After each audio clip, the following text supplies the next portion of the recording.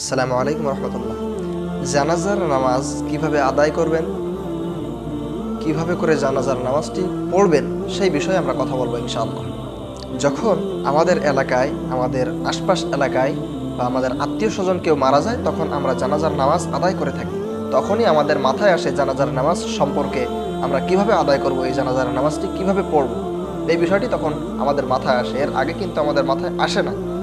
সাধারণত আমাদের আত্মীয় স্বজন মারা গেলে আমরা হুজুরদেরকে ডেকে নিয়ে যাই জানাজার নামাজ আদায় করানোর জন্য, কিন্তু প্রকৃতপক্ষে এটা না করে সব থেকে উত্তম হলো নিজের আত্মীয় স্বজনের জানাজা নিজে পড়ানো সব থেকে উত্তম। কারণ আপনি যেমনভাবে দরদ দিয়ে নামাজ আদায় করতে পারবেন, আপনার আত্মীয় স্বজনের জন্য এমনভাবে মন থেকে দোয়া কেউ করতে পারবে না, কোনো হুজুর করতে পারবে না। এই জন্য আমাদের উচিত নিজেদের আত্মীয় স্বজনদের জানাজার নামাজ নিজে পড়ানো। তো আসুন কীভাবে জানাজার নামাজটি আমরা পড়বো সেই প্রসঙ্গে কথা বলি। যখন আপনারা জানাজার সামনে দাঁড়ায় যাবেন নামাজ আদায়ের জন্য, এটাই হচ্ছে আপনাদের নিয়াত অলরেডি হয়ে গেছে। কারণ বিষ্ণু বলেছেন ইন্নামা আমালু বিন্নিয়াত। আপনি বাসা থেকে লাশ কাঁধে করে নিয়ে আসছেন মসজিদের মাঠ পর্যন্ত বা জানাজার নির্দিষ্ট জায়গা পর্যন্ত, এটাই আপনার নিয়াত হয়ে গেছে, কারণ আপনি জানাজা পড়ার জন্যই এসেছেন। দ্বিতীয়, আপনার নতুন করে নিয়াত করার কোনো প্রয়োজন নাই। এরপর যখন আপনি দাঁড়ায় গেলেন জানাজার লাশ সামনে নিয়ে, এরপর যখন আপনি লাশের সামনে দাঁড়ায় গেলেন, গিয়ে আল্লাহু আকবার বলে নিয়াত বাঁধলেন।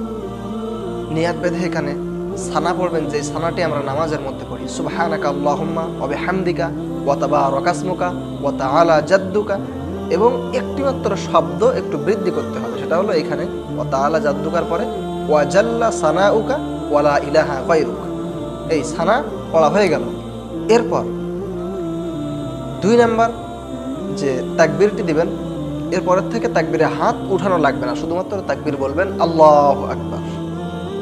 দ্বিতীয় তাকবীরে আপনি এখানে পড়বেন দুরুদ শরীফ পড়বেন, দুরুদে ইব্রাহিম, যেটা আমরা নামাজের মধ্যে পড়ি এটাই পড়বেন। এখানে কোনো পরিবর্তন হবে না, যেটা আমরা নামাজে পড়ি এটাই পড়ে নেবেন। আল্লাহুম্মা সাল্লি আলা মুহাম্মাদি ওয়া আলা আলি মুহাম্মাদ কামা সাল্লাইতা আলা ইব্রাহিম ওয়া আলা আলি ইব্রাহিম ইন্নাকা হামিদুম মাজিদ। আল্লাহুম্মা বারিক আলা মুহাম্মাদি ওয়া আলা আলি মুহাম্মাদ কামা বারাকতা আলা ইব্রাহিম ওয়া আলা আলি ইব্রাহিম ইন্নাকা হামিদুম মাজিদ। আপনার দুরুদ ইব্রাহিম পড়া হয়ে গেল। আবার আরেকটি তাকবীর দিবেন আল্লাহু আকবার। তাহলে আপনার কিন্তু 3টা তাকবীর ইতিমধ্যে হয়ে গেছে। জানাজার নামাজ আপনারা জানেন মাত্র 4 তাকবীর। তো এই ইব্রাহিম, দুরুদ ইব্রাহিম পড়ার পর যে তাকবীর দিবেন, এই তাকবীরে পরে এখানে একটি জানাজার দোয়া আছে ছোট্ট, আপনারা মোবাইল থেকে ইন্টারনেটের মাধ্যমে দেখে নিতে পারেন।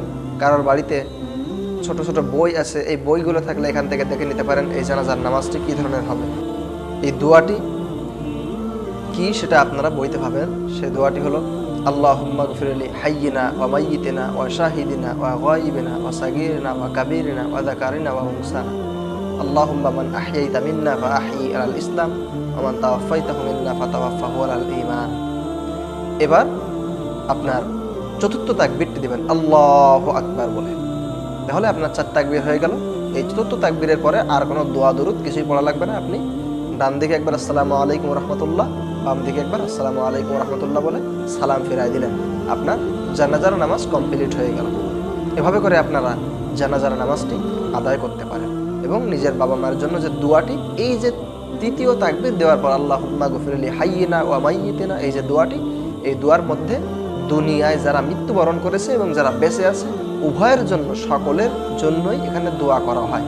এবং আপনার আমার পিতামাতা মারা গেছে, তাদের জানাজার জন্য, তাদের জন্য দোয়াও এই দোয়ার মাধ্যমেই হয়ে যায়। এখানে নিজেরা আদায় করলে যে সুবিধাটা, সেটা হচ্ছে নরম হৃদয়ে চক্ষু দিয়ে পানি বের করে আমরা আদায় করতে পারি, যাতে করে নিজের আত্মীয় স্বজনের জন্য এটি আহসান হয়। কিন্তু হুজুরদের দিয়ে পড়াইলে, হুজুররা তো আর আপনার আমার মতো বিয়োগ বেদনায় এত বেশি কষ্ট তারা পাচ্ছেন না, যার কারণে তারা এত হৃদয় দিয়ে দোয়াটি পড়তে পারবেন না। এজন্য সকলের উচিত নিজের আত্মীয় স্বজন, নিজের পিতামাতা, নিজের দাদা দাদি, নানা নানি সকলের জানাজায় নিজেরাই ইমামতি করতে শেখা, নিজেরা ইমামতি করা।